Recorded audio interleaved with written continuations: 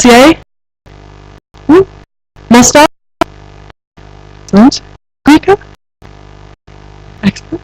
USA? Yes. Waterfield? Waterfield? Yes. Excellent. What am I missing, guys? Don't know. Hong Kong, LPC. Excellent. Adriatic? Excellent. Well, okay. I'm probably still missing Mahindra? No, Mahindra.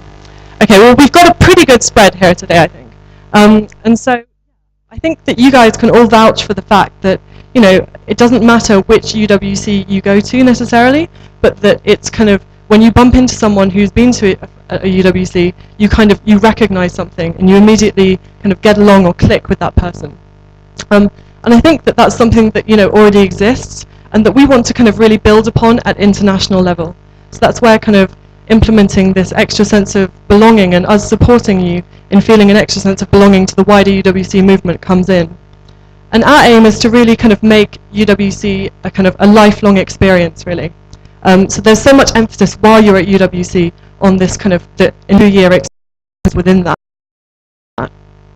And of course, that kind of gives you a certain sense of community and a certain sense of kind of support for going out there and kind of, you know, living the UWC mission.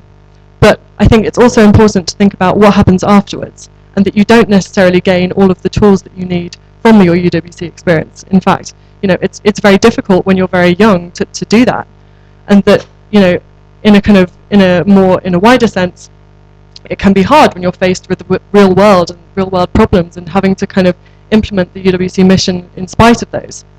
And so, you know, we really want to kind of support you in doing that, and that's a big part of my role.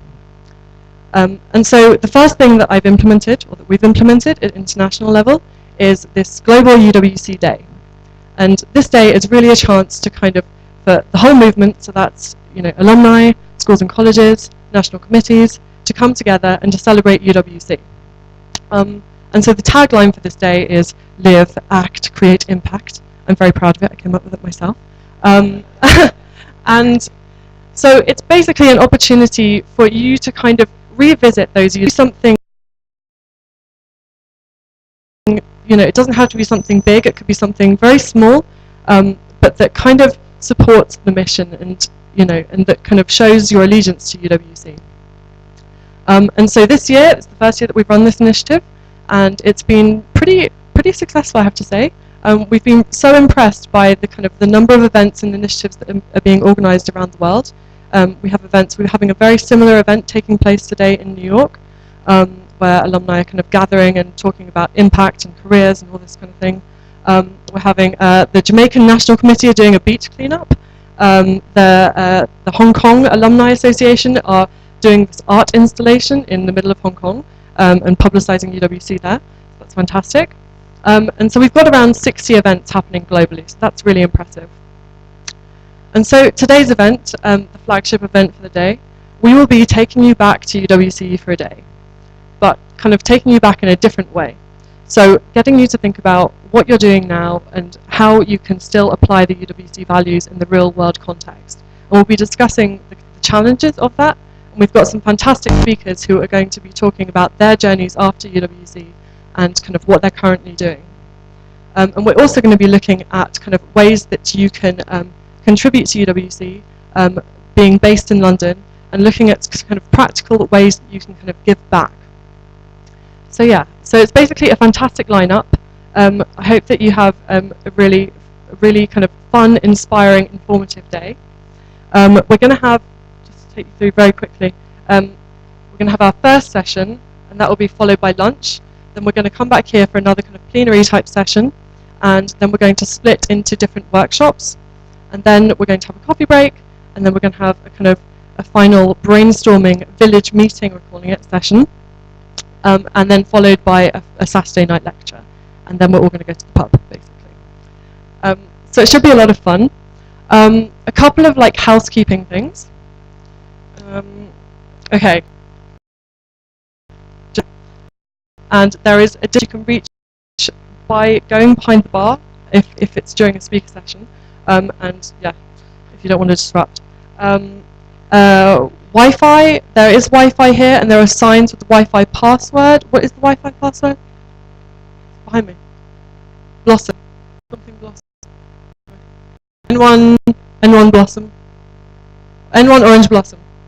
Okay, fantastic. Beware of the plugs on the floor. They are, kind of sticking out a little, and the venue wants you to be aware of them so you don't slip over. There is in case of emergency, fire, etc., if all of your brilliant ideas are burning down the house, basically, there is a fire assembly point just next door, so you have to go out of here and to the left. What else? I think that is it. If you have any problems, look out for the people wearing the international office, and they will be on hand to answer any questions you have. We're also selling I Heart UWC bags today, which are just over there in the corner. I think Elvia is holding one up right now. And we're selling those for £4. So, or suggested donation £4. So you don't have to, basically. What else? I think that is it. You can buy tea and coffee throughout the day, and we'll be having a coffee break at 4 o'clock. So, after going over the kind of more boring things about our venue, I'd just like to say that something a bit more interesting. So when we started organising this event, I got very excited because I just immediately in my mind I thought Pop-Up UWC, it has to be at the Hub. And I've known about the Hub network for a while, and it's a fantastic kind of community. Basically, it's a co-working space, and it's part of this Hub is part of a network of co-working spaces around the world. But it's designed for kind of socially entrepreneurial individuals to come together to work on projects, and people who wouldn't necessarily be able to afford office space can rent out this space.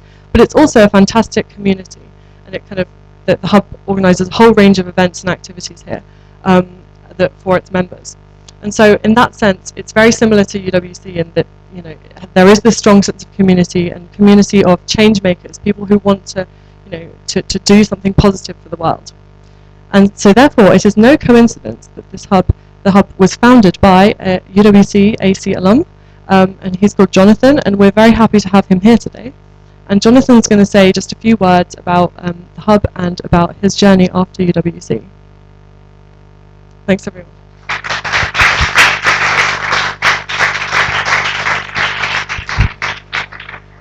Thank you, Polly, and many congratulations on this amazing day. So it was about a week ago that I was sat with, I guess, people like us in Maastricht at the UWC there, with questions about how to kind of radically rethink the curriculum and make it more enterprising, entrepreneurial. And someone who intimidated me, who was kind of, I think in the second year there, said something about the challenges of our age. And I usually hate this stuff. Yeah, it sounds like management speak, but he said this. He said, the challenge of our age can be some. I said to him, what does VUCA stand for? He said, uncertainty, complexity, ambiguity. He went on to say that the 90s, in his opinion, were defined by the kind of challenge of creativity. How do we make how we do things that bit more creative? The year 2000 and beyond was defined by innovation. And that this decade should be defined by confidence. And I looked at him and I thought, I don't know whether I'm such a big fan of confidence.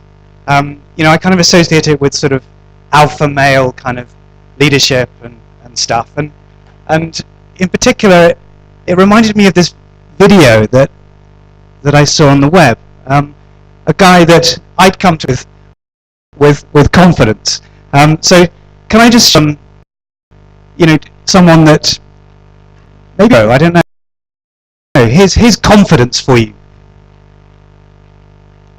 if we can make it work. Ladies and gentlemen, Steve Ballmer!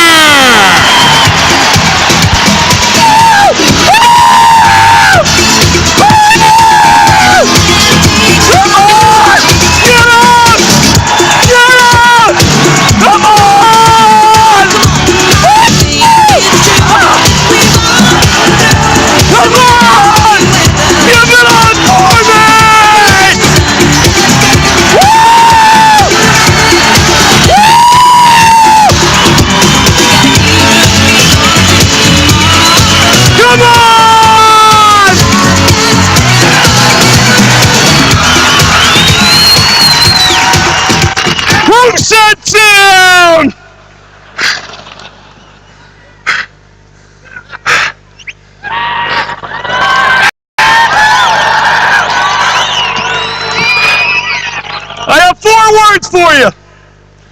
I love this company. Yes! You can see why he's my hero, yeah? So, confidence. Did this second year student mean that kind of confidence in response to volatility, uncertainty, complexity, and ambiguity that defines our age? I thought not. I think what he was speaking to was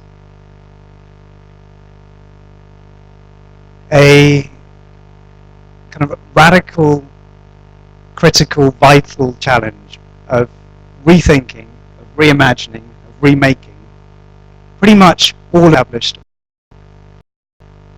in an age that can be defined by both crisis and opportunity. So I thought some more about what this amazing student meant by confidence, and I found another video.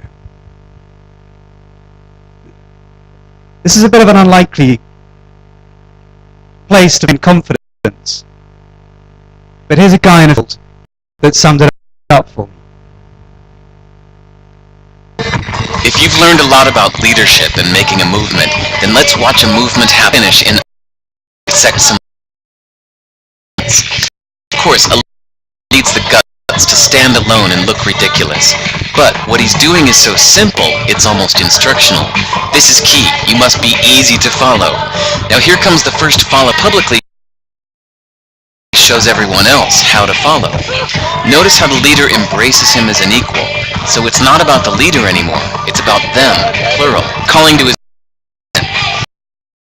So it takes guts to be a first follower. You stand out and you brave ridicule. Your first follower is an underappreciated form of leadership.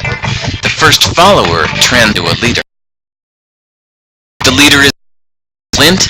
The follower is the spark that really makes the fire. Now here's the second follower. The first is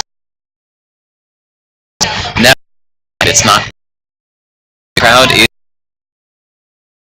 is news. A movement must be public. Make sure outsiders see more than just to see the post because of the leader. Now here come two more people, then three more immediately. Now we've got more. This we have risky.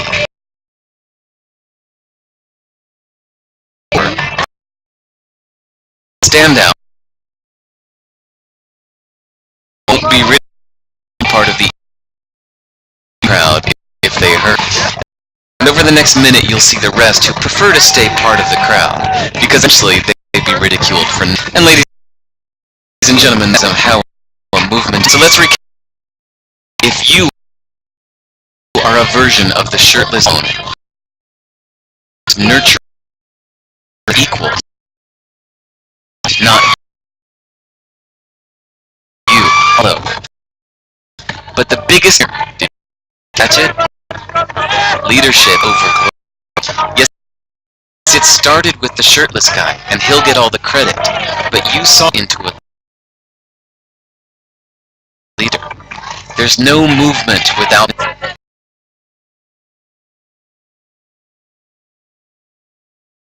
care. When you have the guts to be the first person to join in.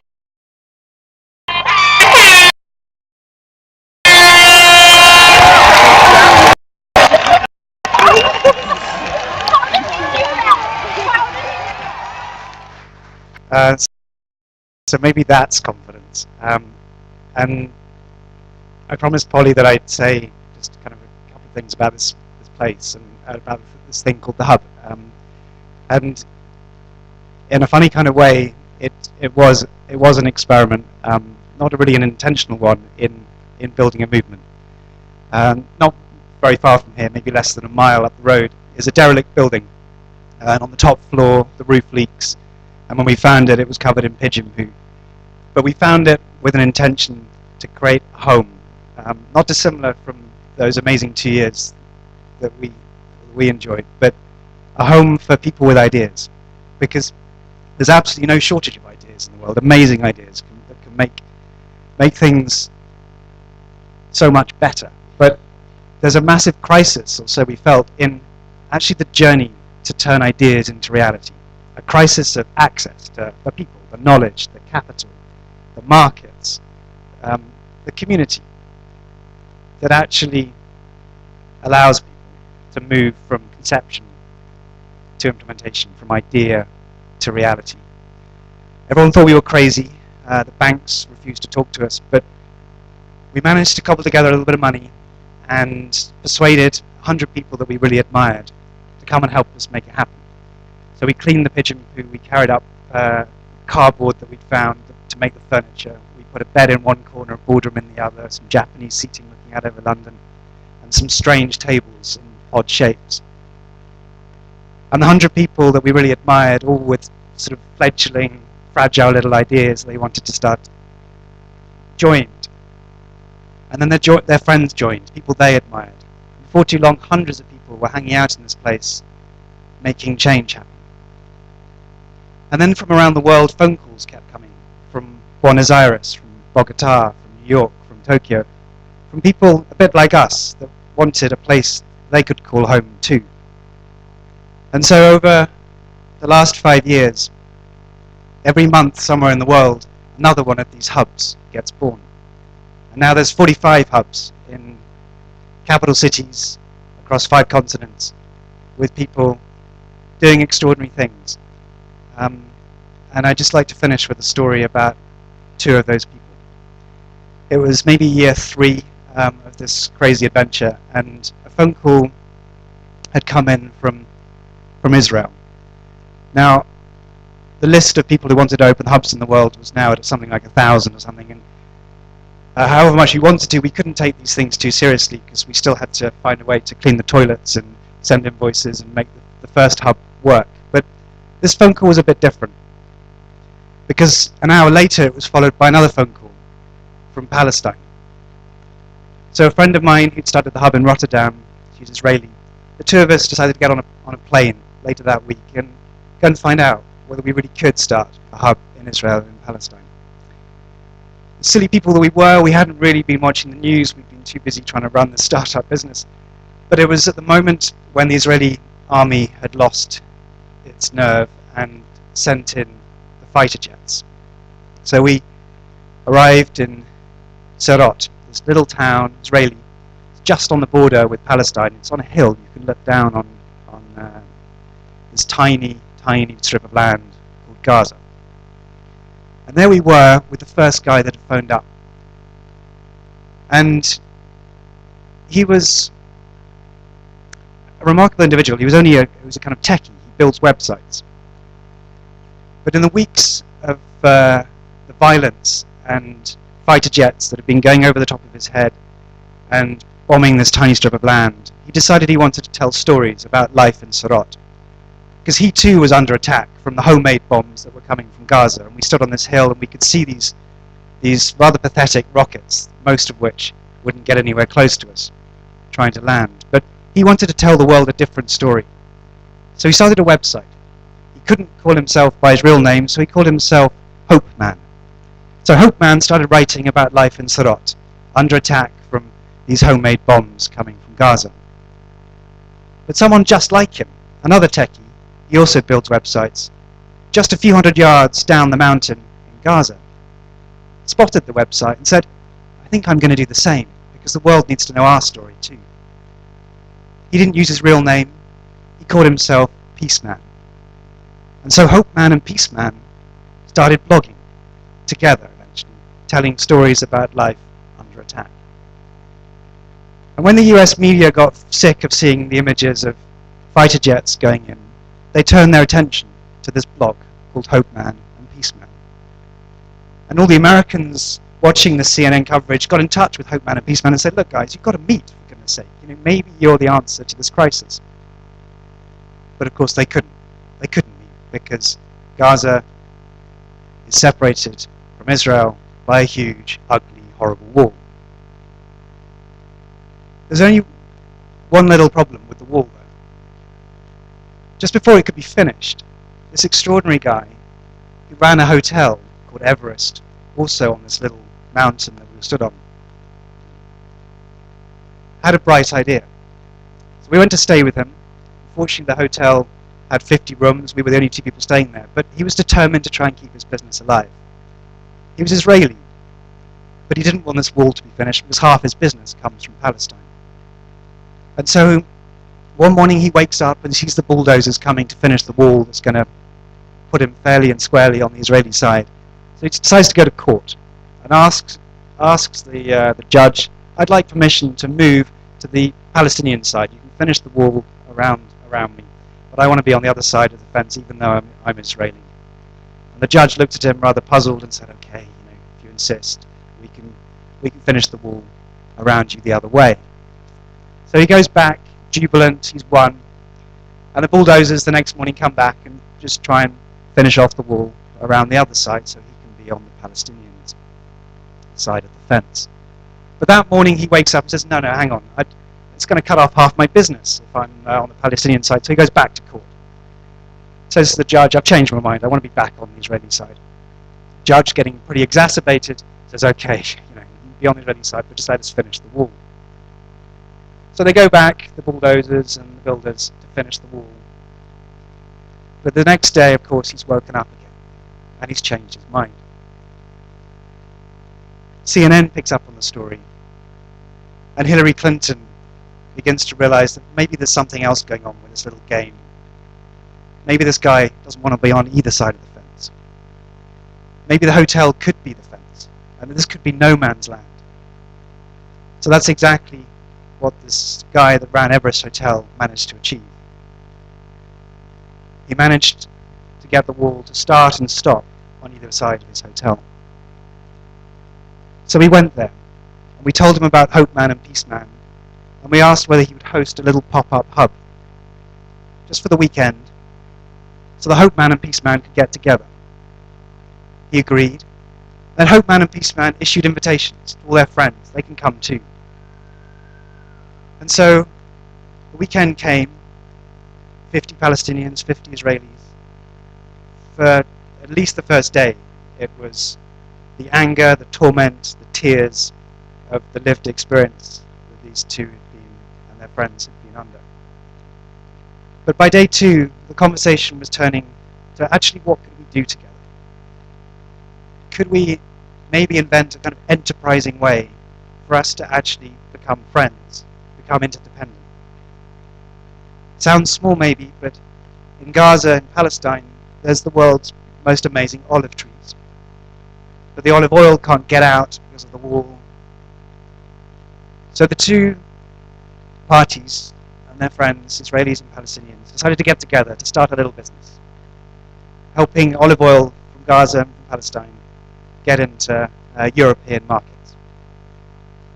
Now that's a small, tiny little idea, but it's exactly the kind of ideas that I know all of you have, that this place and the 45 other places like it around the world are kind of playing host to a strange kind of confidence, a kind of mix of boldness and humility that I think the UWC taught us all, around the urgency of having the guts and the boldness and the imagination to actually rethink and reimagine what we see around us, and to proceed with a strange mix of that boldness and humility as we try and birth big ideas.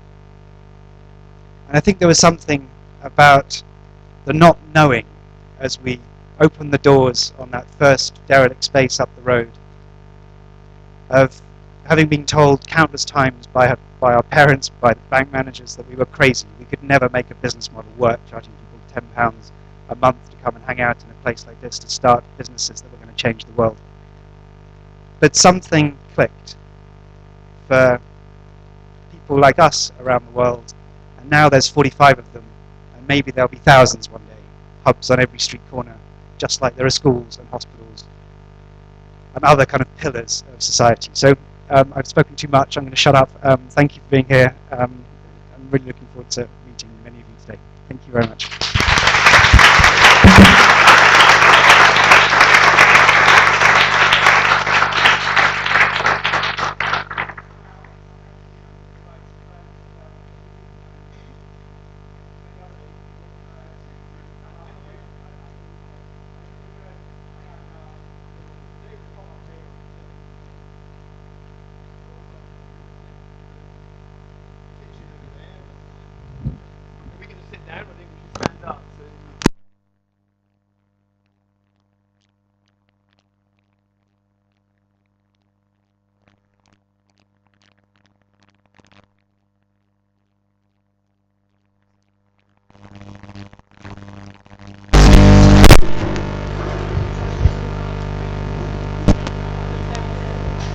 Let's see. Maybe I'll sit on the back of the chair.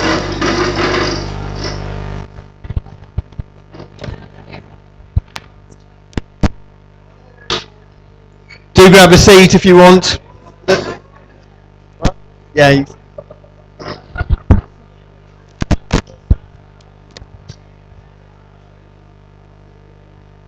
Right. You can chat amongst yourselves at lunch. Start thinking of. Sorry. They come down. Okay. So do everyone at the back come and have a seat. We've got chairs down here.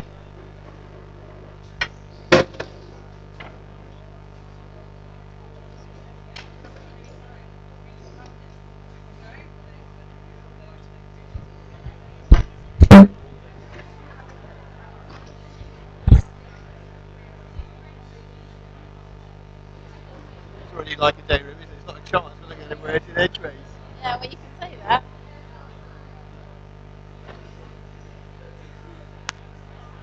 Would Peter Vahilla please sit down? Okay, let's start.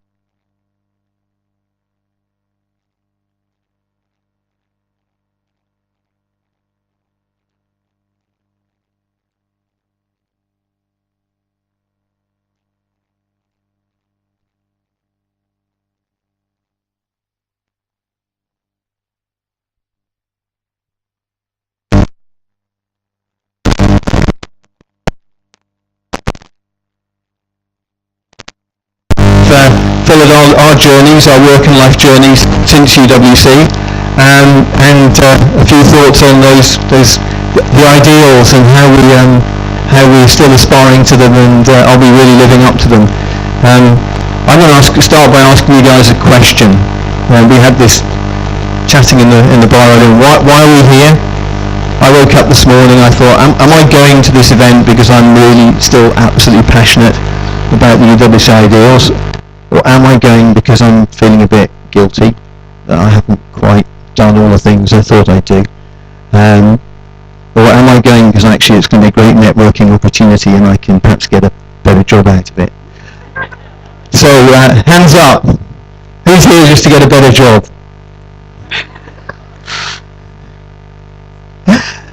Who's got a bit of guilt? And who's got some passion and wants to really help keep it alive and bring it to life further? Brilliant. Don't know, there's a few of you didn't put your hands up, so maybe there's another reason lurking. Hopefully that'll come out in conversation. I'm not going to speak much about my journey.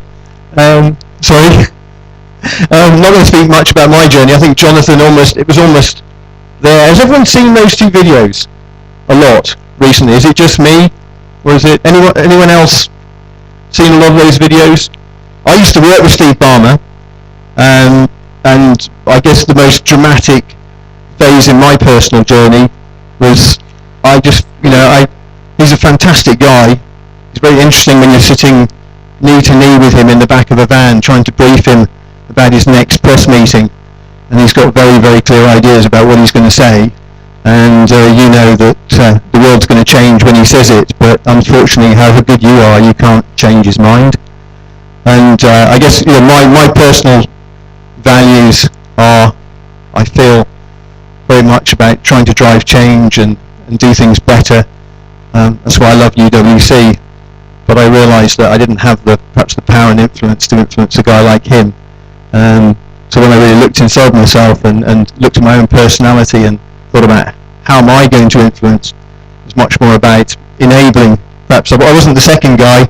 What I'm doing now, I wasn't the second guy in the dance, but perhaps the third or the fourth. And when I joined the business I'm with now, about 6-7 years ago, I started as the crazy gang. But we managed to turn it around and really go right down to values and behaviours and find some of the things deep inside the company that I feel are deep inside me, and I'm really feeling we're beginning to shift now into a much more interesting place. So that's where my head's at in terms of this conversation. What I'd like to do is introduce Karina. We had a bit of a guilt conversation, didn't we, when we arrived this morning? And definitely that's somewhere in all of us, but maybe you'd like to talk a little bit about what's driven you to do some of the really exciting things you're doing today. Thanks, Hugh. Hi, everybody. I'm Karina. Went to Atlantic College 94, 96. Feels like a long time ago now, and I think, as Hugh said, it's, are we using everything we sort of went to UWC for to, apply in our lives? Have we done what we said we set out to do, and have we been using our UWC values? I think when I was at AC, I sort of thought everyone else around me was going to go off and become presidents and prime ministers, and what on earth was I going to do? But I think, as Hugh said, the values that are sort of instilled in us from our days there make you want to be a more useful person to the world and make the world a better place. So whilst I went on and was able to do a successful city career, I thought that was never quite enough. I wanted to actually contribute to the world, and I have always worked with charities, but I ended up running a charity called Rugby for Heroes, which obviously got the rugby community behind the military community, and I also got very involved in politics to the point that I became publicly elected to the Court of Common Council for the City of London. And so it's only now that I look back as I represent London on the international stage. It's sort of a part ambassadorial role and a part local authority passing legislation for London role, where you think, wow, I actually did do what I set out from, I remember sitting on the top lawn at AC thinking everyone else is going to be a Prime Minister, and now I'm actually sitting in government myself. I haven't quite done everything yet, but I think every day the values that Hugh talked about are definitely a part of trying to make the world a better place. So I think Rosie also is trying to make the world a better place with her activities, so I'll pass on to her now to talk to you a little bit about those, and then we'll open the floor to questions after. Yeah, I was in Tanzania, and I'm going to talk a bit about that later on. I was working on a music festival there, and that's really my thing. Music, the arts, spaces, environments or situations where audiences and artists can come together and really break down those boundaries or play around with them. And that's what I really took away practically with skills from Atlantic College, being an active member of the Arts Centre service, singing a lot, theatre, arts, and so carried that through. But the issues I wanted to sort of grapple with further education were some development issues. So I studied Swahili and development studies at SOAS, where I wanted to carry on sort of being in an international environment and exchanging ideas in that way. So what I gained from that was a real sort of critical analysis and a way of analysing things and breaking things down, and an opportunity to continue to share with more people and get access to new ideas, whilst continuing to carry on having this passion for the arts. And then in my third year of the course, I went on a language year abroad and was in Zanzibar, beautiful island in the Indian Ocean, where I came across this music festival. It's not Glastonbury style. Very intimate, 4-day event, 40 groups, about 20,000 people over the course of that weekend. And it all aligned, it all made sense. This was what I wanted to do. This was bringing together music, my passion, seeing people brought together peacefully in a way that I hadn't seen happen in that space, and a real exchange, a real appreciation for the wealth and diversity of the music that was being presented, what they had to say, very relevant stuff that you wouldn't necessarily even hear in politics, but that resonated with everyone in that and created this very special environment. I was like, yeah, that's it. That's what I want to do. So I went back, finished my degree, and in that time really carried that through in my time in London, trying to meet other people that resonated with that idea, with those ideas, build a network around artists, musicians, and people that are working in the Afri-sphere, I call it, and then edge my way and continue to work with the festival. So I was working 6 editions of it, and I left last year as assistant director, where we were really able to take that idea of what a music festival is and make it more than that, and have some real positive effects on the community there, not just within Zanzibar but also for Africa, and people coming from all over to share and exchange, and having offshoots of the event that people could come and exchange ideas and for the industry, and taking things forward that way.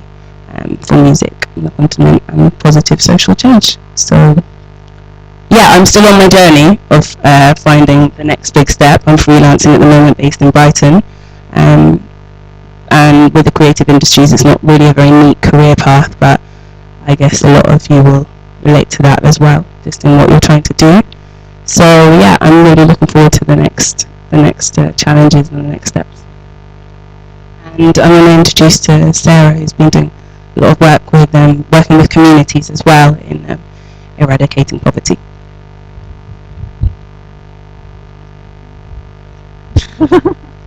Hi, I'm Sarah. I'm from Bradford in West Yorkshire, and I went to UWC USA, from 1988 to 1990. And I have to say, for me, the UWC experience completely shifted my sort of pathway. Up until that point, I hadn't really left West Yorkshire much. Bradford's quite a diverse town, but I really hadn't met a wide circle of people from lots of different places. And for me, yeah, up until that point, I was, on a science sort of pathway, women in engineering, I was going to build bridges, things like that. And it was only when I went to UWC that I had my eyes kind of opened to just world affairs, really, and how complicated it was, and how complex, and how all the different sort of systems interacted, but yet at the end of the day we were all people, and that's what mattered. And I was fascinated, and I think that's where my passion came from. I just wanted to know more. I wanted to understand how the world works. Why is it like that? Why am I like I am because of where I was born? Why is somebody else like that? And so I did leave the engineering path after a year studying different kinds of joints in welding at Birmingham University. It wasn't the most thrilling year of my life. And went on to study international studies and economics, but I think the whole UWC experience really told me you don't learn things by reading about them, you don't learn things by studying them in textbooks and analysing them. I'm sure some academics would agree to differ, but we can have a debate on that later. And so for me it was the real starting point for what has been a vocational pathway that I've been on ever since then. I was looking really for an opportunity to learn by doing. I wanted to do something about injustice, about inequality. I wanted to make a difference, but I wanted to learn from the bottom up. And that's when I discovered the International Volunteer Corps of the 80D Fourth World Movement. So I went from one movement to another movement. Quite like that video. Earlier, it's the first time I've seen it. And you know, we're an international NGO officially, but we are just basically a movement of people working in different communities around the world. And that's been my path ever since. It's that whole spirit of the most important thing was the commitment to wanting to do something about poverty, to wanting to do something about inequality, to wanting to learn from people and communities that that's their life, not swooping in because of your education, because of your expertise in inverted commas, thinking that you know better for people what they need. And that's taken me all around the world, and different roles, different countries, different teams, and here I am in London 16 years later, still doing it. And yeah, and it's all thanks to the UWC experience as far as I'm concerned.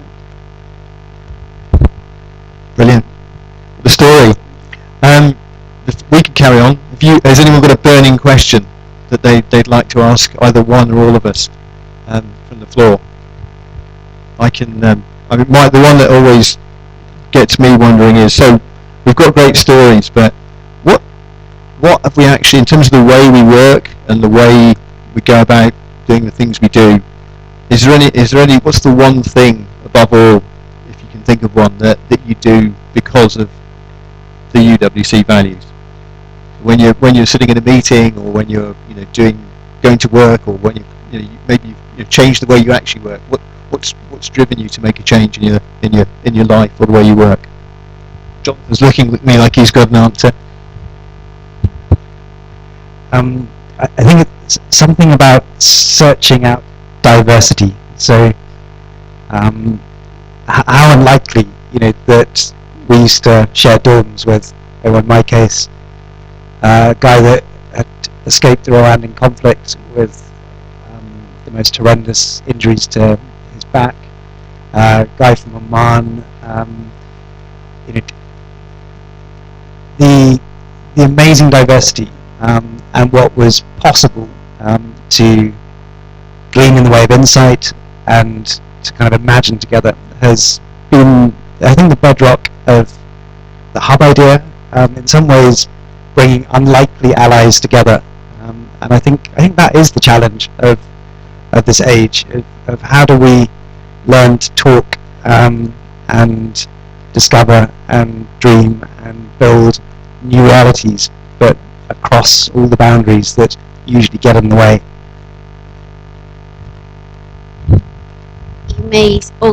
I think we all seek out diversity, but we also seek unity, and I think we all saw how in our UWC bubbles the world was a better place, and I think what I still use every day is looking for unity, trying to make the world a smaller place. So the hub brings people together and to make little communities. You're working with communities in Africa, but London, especially being such a huge city, it's hard to find community. So wherever you go, bringing and trying to apply that UWC value of unifying and uniting, I think is really sort of the underlying current that is, even if you're sitting in a sort of meeting briefing a corporate exec, that you've still got those uniting values.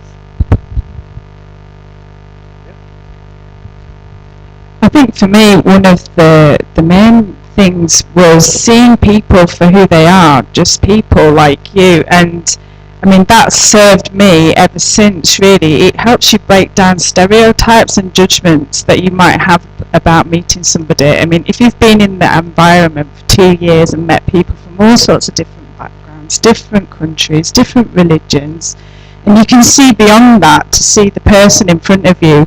I mean, that's what I do every day in my work, and it's amazing how difficult it is for other people to be able to do that, to see beyond stereotypes and change their attitudes. And I really think that's good training that you get in UWC. I'd just add to that, I agree with the sentiments of what everybody said there, and following on the ability to listen as well, like to really want to have that unifying whether it's a moment, an event, or in your workplace or whatever, and to be able to embrace all the difference and the oneness that is humanity, that to be able to listen and be quiet and take in what others have to say and see things from different perspectives and arrive at new, that's how I've learned to arrive at new ideas that have taken things forward. So yeah. Anyone before I do my next one? Come on, you've got to do some work in a minute. We're not all passengers on this bus. So let's, I'll ask one more. It's one that I've thought a lot about in my 30 years now, more than 30 years since I left HC for the last time. Well, not the last time, I was back this last week actually, but as a student. Is that, so when you hit the rough times, you know, when we're all driven, we have a lot of passion about the UWC values and how our values fit with them, but every now and again you come up against a barrier or a personality or a task that just looks like it's completely at odds with the values. So what do you do, and how does that make you feel?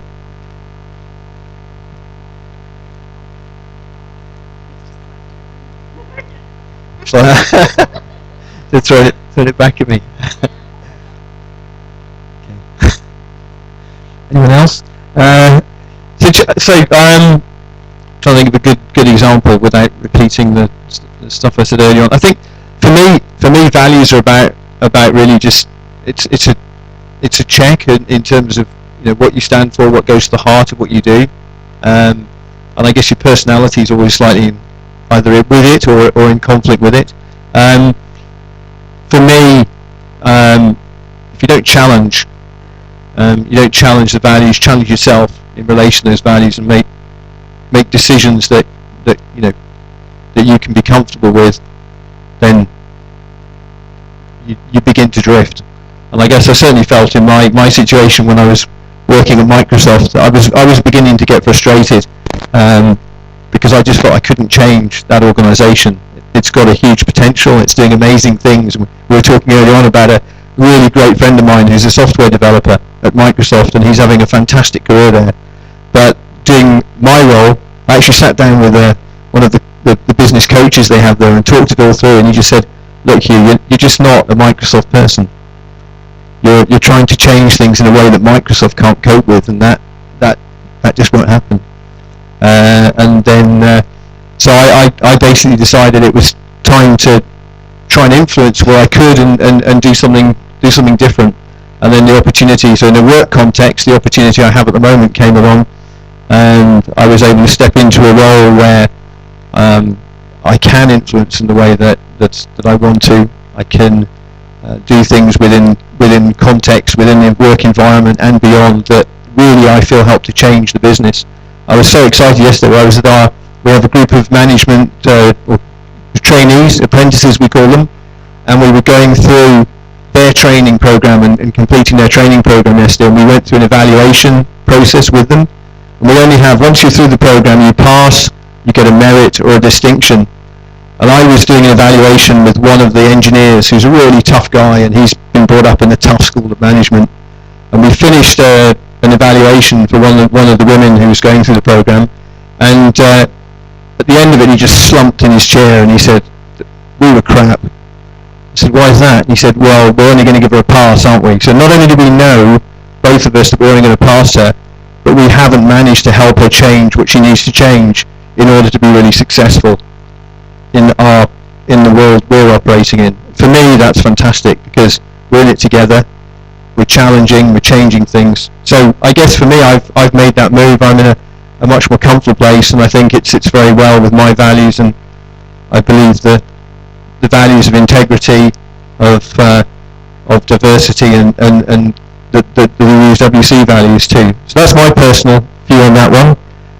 Here we go, now we're in. No, I just wanted to come back to challenge that a little bit, because we were saying earlier how much of that was in us already before AC. Well, we selected into AC because we had those, UWC, because we had those values. But how much did the UWC sort of mission and objective change how we would sort of behave in those situations, or how are we applying what we learnt there? Because I think your personality was there before you joined UWC. So would you? I don't know. Has it changed what you would do? Am I being clear? Absolutely. No, I think it's taken time. It takes you time to really ground yourself, and but on that particular issue, I felt, going back to my UWC experience, it's having the confidence and the belief that you can change things, so that you can not necessarily change the world from the top down, but you can actually change things around you in your world, and gradually you see things happening that are quite exciting. So yeah, much more in the camp of the second movie rather than the first movie. What's interesting, another thought when you were speaking as well, John, or it's actually Polly in your introduction.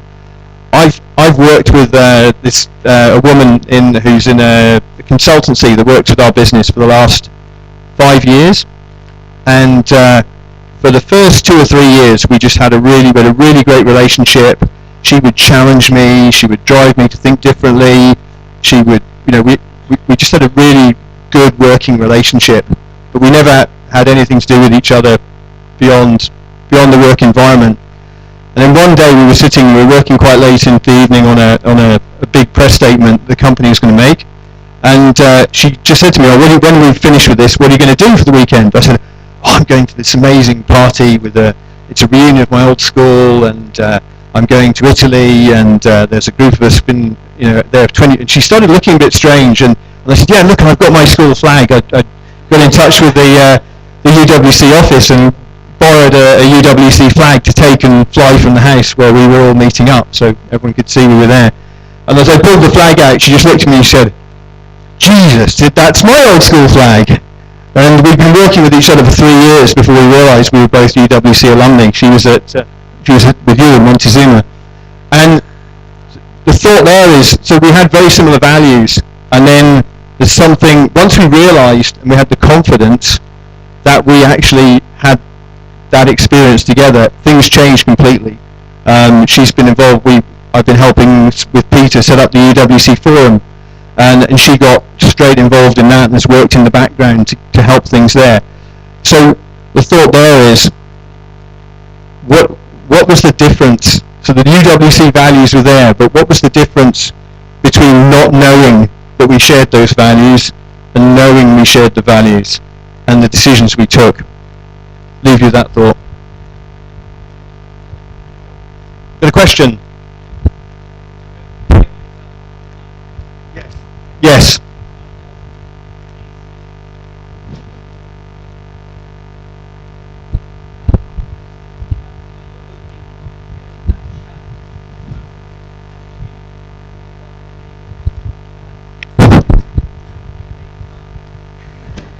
More firepower. Okay.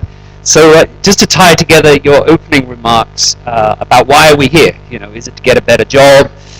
Those 3 points you made in your challenge. And I actually think maybe what UWC has given us is guilt. And I think it's very positive guilt. I think it's the sort of, gosh, I went there, I need to do something. So maybe, it hasn't changed you fundamentally as a person. You might still be, the sort of person you've always been, and be doing all the good things in terms of your day-to-day relations with people. But it's given us guilt, and I think we shouldn't be ashamed of that guilt. We shouldn't be negative about that guilt. I think we should sort of embrace it and say, yes, I was there for a reason, and I've got to get round to doing something at some point. Thank you. Similar to my question is, you're all up there, I guess, talking about a feeling of success or pride in the work that you do, and also about that guilt, which I guess stems with some insecurity of your achievements or not. But no, it's true, and you can call it guilt, you can call it pride. But it reminded me of a conversation I had at Pearson with some friends on a very cliched quality versus quantity achievement of what do we do with this, that kind of feeling of responsibility that I definitely agree with. Now I know I'm responsible, both of the need and potential for change.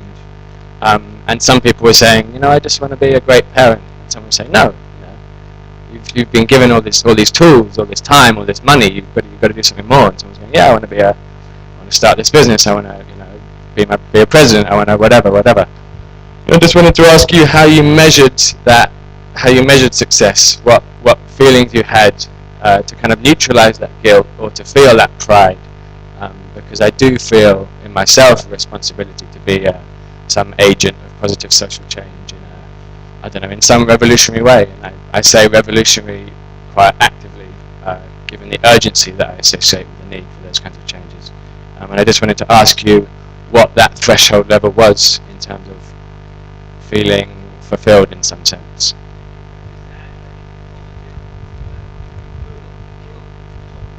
Yeah, definitely.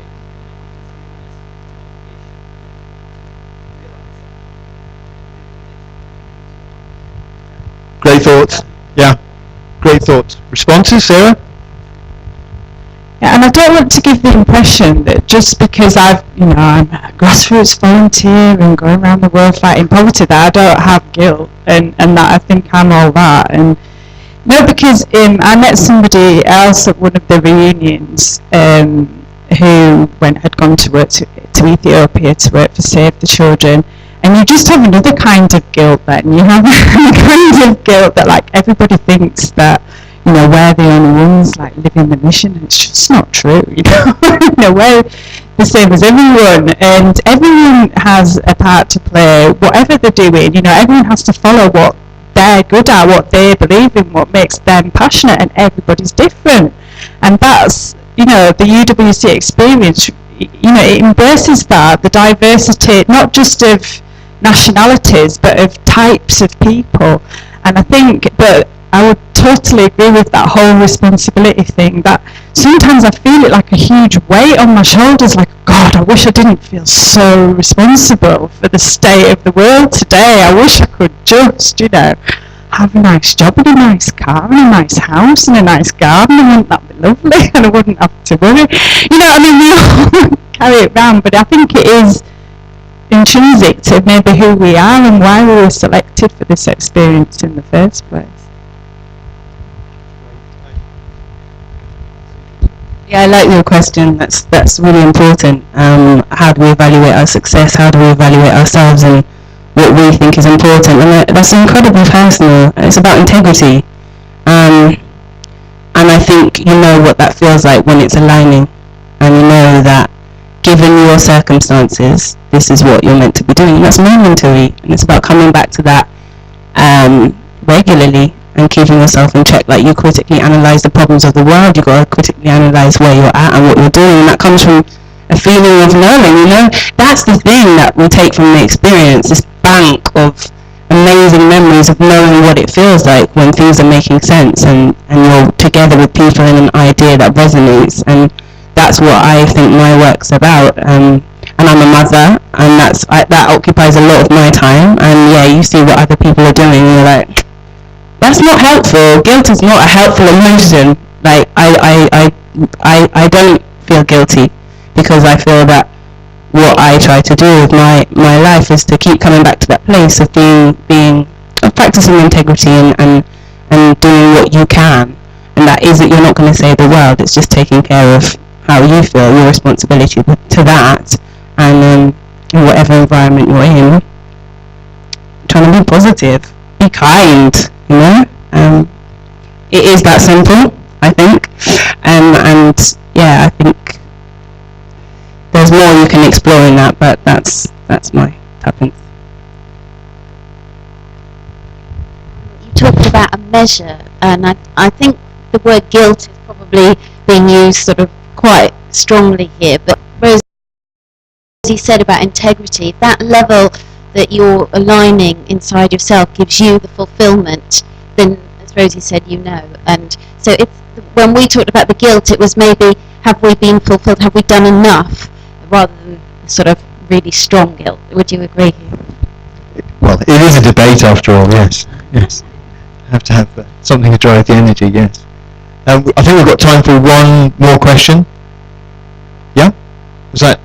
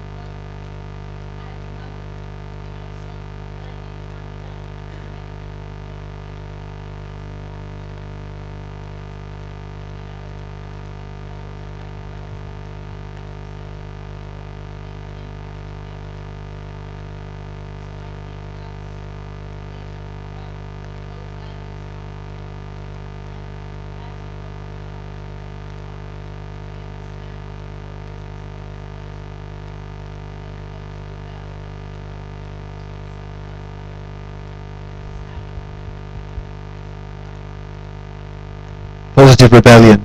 That's great. I like that. Maybe that's the future tagline.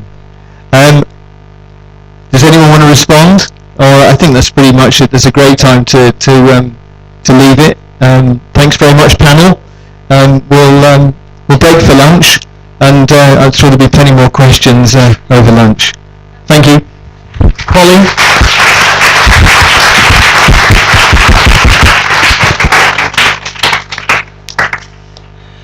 Thank you to everyone. That was so interesting and inspiring and thought-provoking. On a slightly lighter note, we will be breaking for lunch in a second. I just want to give a few kind of notice type things.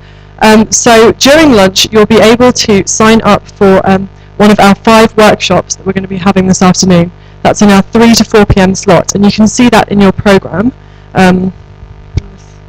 Whole thing. So I'm going to ask a representative of each workshop just to say one line about what they'll be doing. It could be just the title of your workshop, etc. There will be 5 of them, and the sign-up boards are just at the back there. And it would be great if you could do it during lunch. And also, the rooms have varying capacities here. It's not the biggest space, so it'd be very grateful if you could stick to the number of places on each sign-up. So, Karina, would you like to? So, Karina will be doing the economics workshop. So I think we touched on this in our earlier day room debate about how, and your last point there touched on it as well. It's intrapreneurship versus entrepreneurship, and really, do you have to be that guy who goes out there and does it by himself, or can you make small changes from within the system and the structure? So I think we're going to be exploring that point a lot more. Excellent, thank you. And Rosie will be doing the CAS workshop.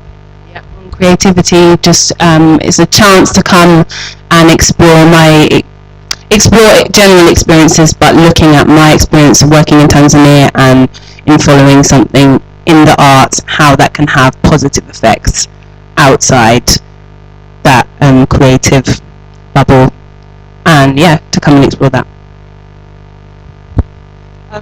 Sarah will be doing the political thought workshop. Yeah, we'll just be going a bit more into how you can use a human rights approach based around people and learning from people who experience poverty to actually make an impact on combating poverty in the world. Mika and Ari, are you here?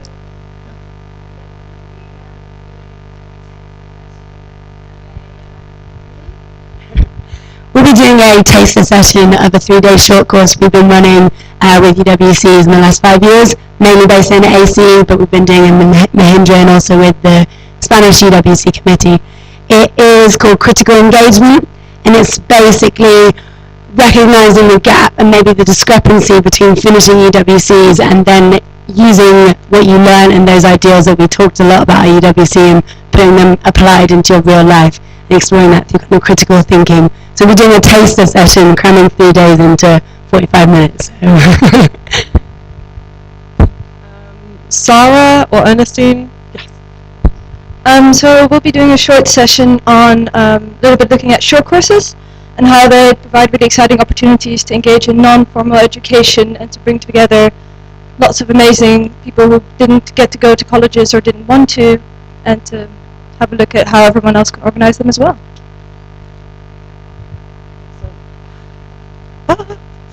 Thank you, guys. If you could sign up for those during lunch, that would be great. We're also going to have a couple of stalls during lunch, and they're going to be held by the British National Committee. Emily, where are you? Yep. Do you want to say a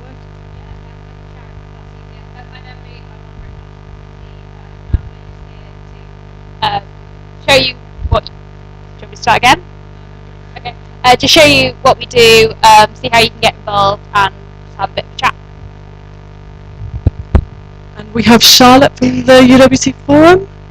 Yeah.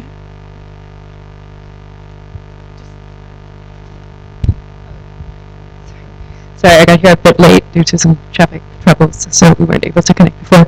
But You can come to me throughout the day and talk to me about the UWC Forum, which we're hosting here in London on the 8th of October. The two topics we'll be touching on this year are migration and education, and we've gotten some really interesting speakers involved. Also, I have a laptop with me that I'm going to connect to the internet in a minute. So if you want to buy your ticket or anything, you can just come over and register, or if you just want to learn more about what we're doing. Thanks, Charlotte. And finally, Gaia.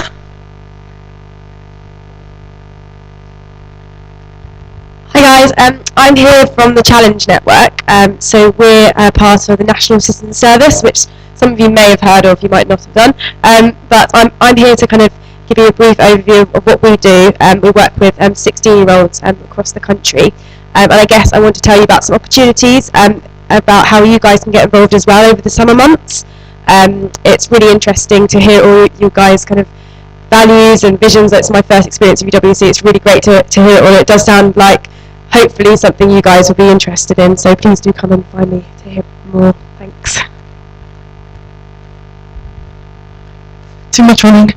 Okay, excellent. Thank you, everyone. And we've got close to an hour for lunch, so we'll be reconvening at 2:15. Excellent. Enjoy. And lunch is just over there.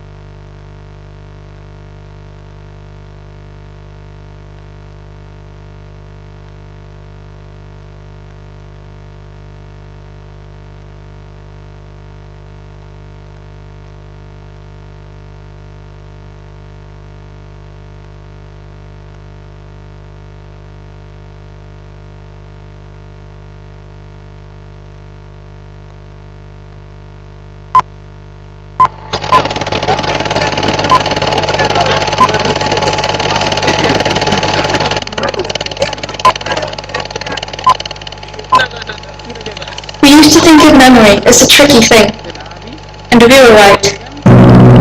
Everyone remembers the things that happened in different ways. Every moment, every feeling, and every bond remain in our memories and in our hearts. And just like that, we build our story.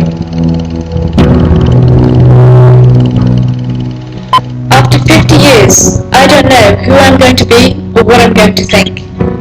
But after 50 years, I know exactly how I'm going to remember the best 2 years of my life. I remember there was a moment when it didn't matter where I was from, or that we'd probably never see each other again. But still, together we built the most extraordinary path no one had ever seen before. I remember that we were only echoes of our history, and still we decided to build a new story upon it. Something happened, and I can't explain or put words to it, but after all, I don't care. Because I know there is a place that keeps all our memories and dreams. There's one place where everything started. There's one place where the only thing that mattered was the pure bond of some very different souls.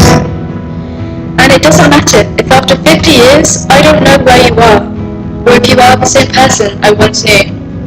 Even if you come and knock at my door in 50 years, then I will never regret that I waited my whole life for that very moment. Then I will know we didn't lose the way, and you were always there within me, just like the moment our paths took different directions. In 50 years ahead, there is an adventure I didn't think was possible. In 50 years ahead, there are the greatest challenges I've ever faced.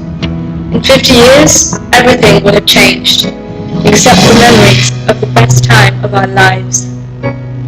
In 50 years, I'll feel exactly the same as I feel in this very second. And even if everything changes, I'll always keep the memories of the best time in my life. And UWC will still be the special place we used to call home.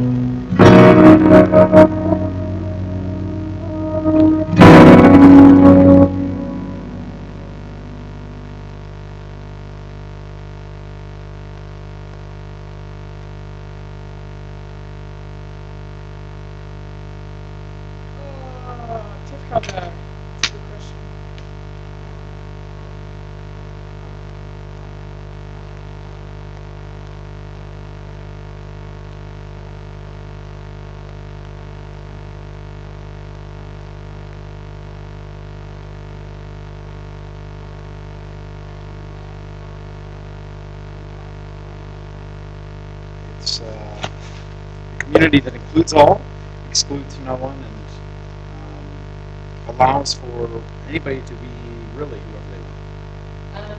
It's 6 a.m. and I'm studying because I didn't come before.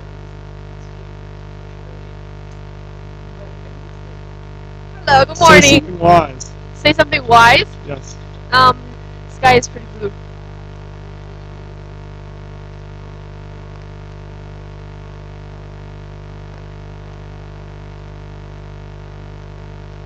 Whole milk? This is skim milk. No, low fat. That's.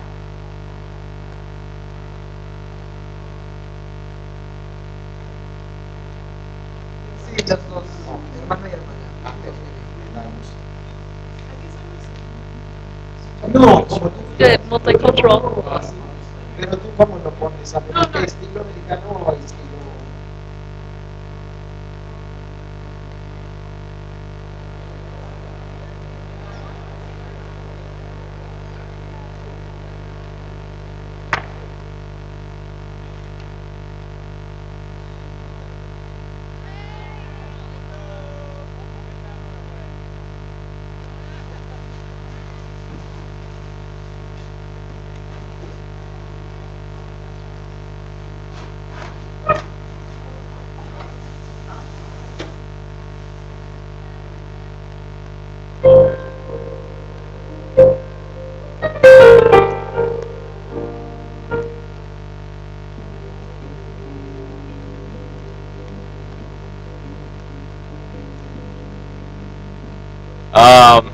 Setting up with the party will be done. We have a spectrum party tonight, and there's a tough stuff discussion, which I'm really psyched for, on sexuality and sexual orientation.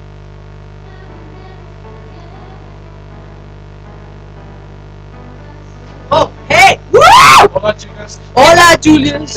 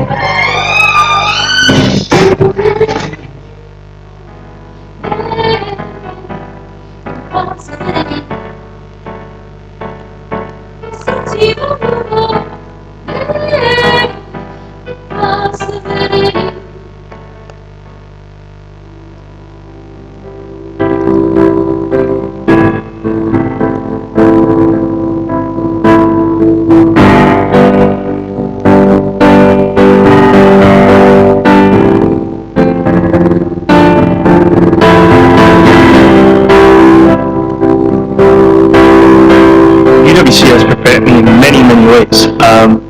First of all, being together with 80 people, 200 people from 80 nationalities. It's the cultural diversity and the stuff you learn because of that cultural diversity just keeps continuing here. It's hard to say. I think I realize every day like the impacts and sort of how it prepared me, like the full extent or the full impact on it, like on UWC on my life.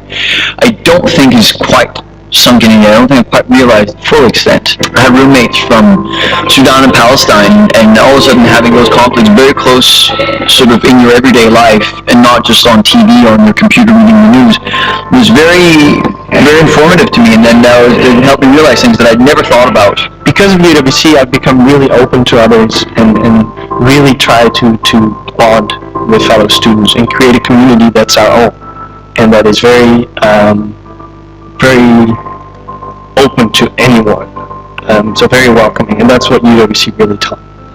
It's also it's a coincidence that I noticed UWC. Of course, we have UWC Maastricht, but I noticed that there were certain students who were quite active in the community, the student community, and some of them then started talking about UWC, and when I looked into that and learned more about the UWC schools, what struck me was how similar it was to what we are trying to create here.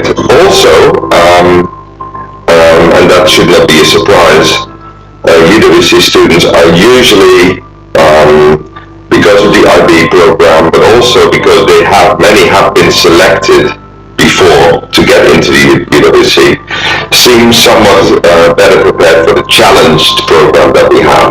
Well, United World College is very important for the city of Maastricht because this gives us the opportunity to really be an international city and be a very young city. So that means that we can have a possibility for education from very young people through the universities, through the Maastricht School of Management to the older people. So that's very important for us. So that means that the international people want to work and to live here, they have all the opportunities. But the qualities that the students have is that they have a very broad view. And normally when you are born in a city and you stay there for the rest of your life, you are not that much involved with the rest of the world. And the benefit of the students from the United World College is that they think very globally. So they think about the possibilities you have locally, but you see it in a global vision, a global perspective. And that's wonderful, and that's what I want to see also more from their own people here in Maastricht. They're usually the first ones to say, yeah, let's do something.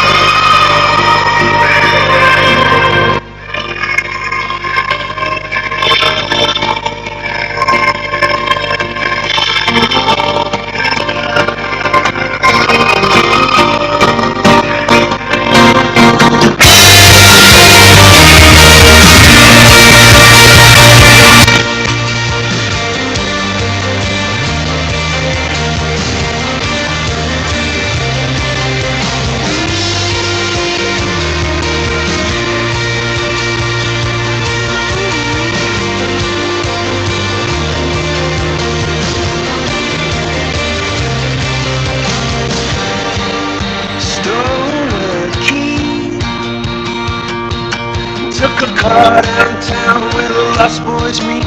Took a car downtown and took what they offered me to set me free. I saw the lights go down at the end of the scene. I saw the lights go down and standing in front of me.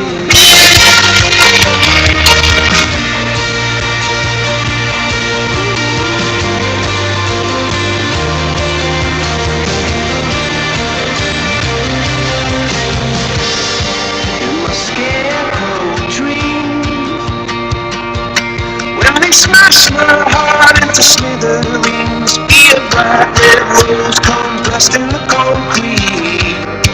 Be a card to be hard.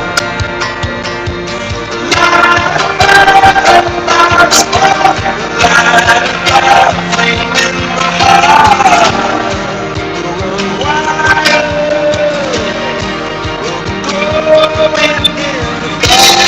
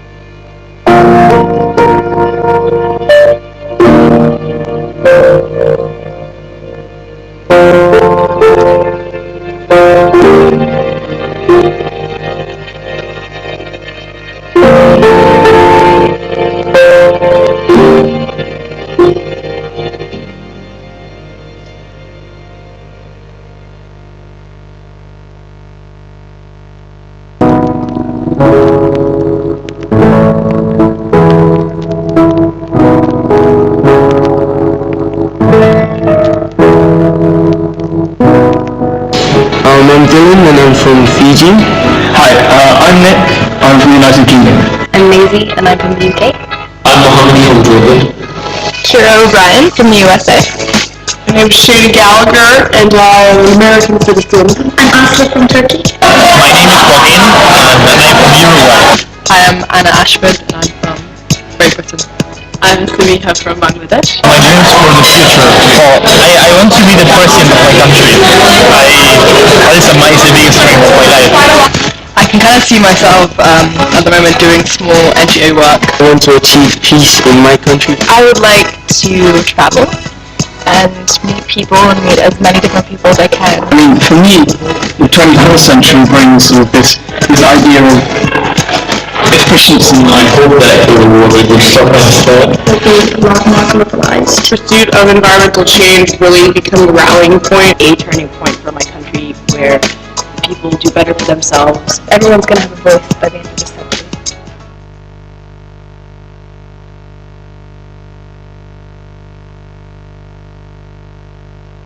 I won't bow down to no man.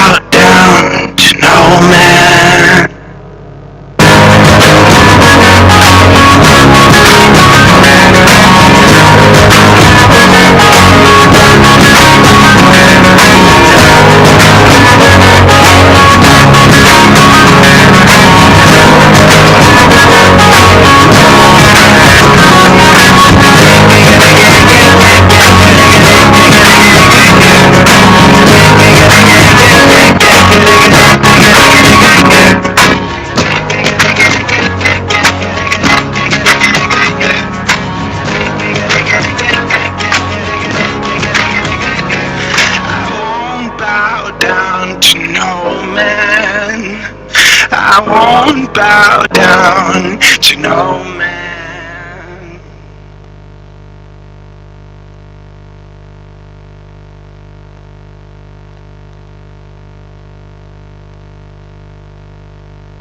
I won't bow down to no man.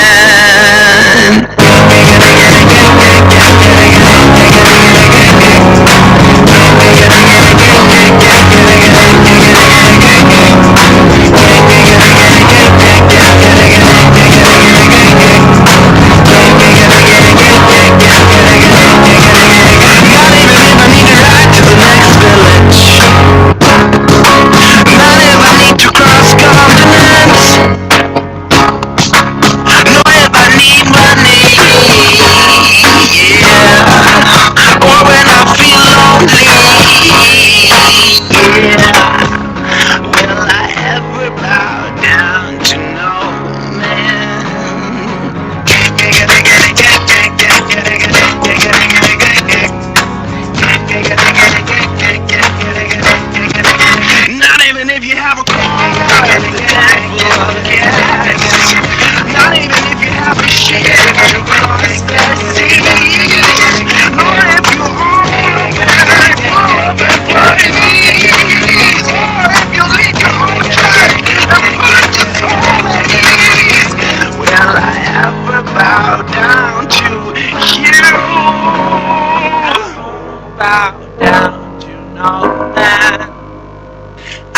wrong.